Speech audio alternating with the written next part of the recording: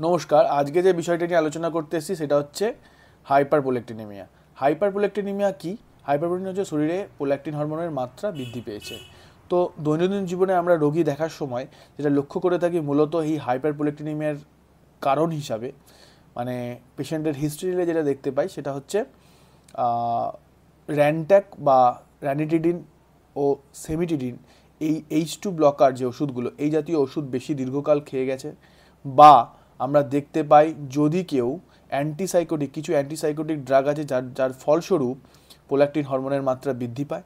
এছাড়া আমরা দেখতে পাই যারা রাত্রে কম ঘুমান তাদের ক্ষেত্রেও কিন্তু প্রোল্যাক্টিনের হরমোনের মাত্রা বৃদ্ধি পায়।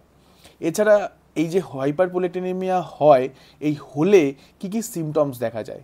মূলত বোন লস, হাড়ের ক্ষয়, ডিক্রিজ সেক্স ড্রাইভ, ইনফার্টিলিটি মানে বাচ্চা ধারণ ক্ষমতা কমে যায়।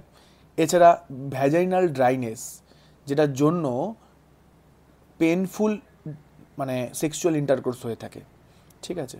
এছাড়া মেনস্ট্রুয়াল প্রবলেম, ইরেগুলার পিরিয়ড হয়ে যাবে।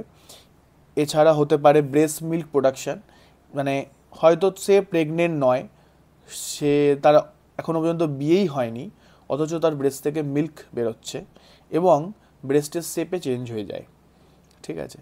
এছাড়া ইরেকটাইল ডিসফাংশন, যদি মেলদের ক্ষেত্রে এটা হয়ে থাকে হাইপারপ্রোলেক্টিনেমিয়া কন্ডিশন, তাহলে সেক্ষেত্রে ইরেকটাইল ডিসফাংশন দেখা যায় বা পেনাইল ইরেকশন হতে সমস্যা হয়।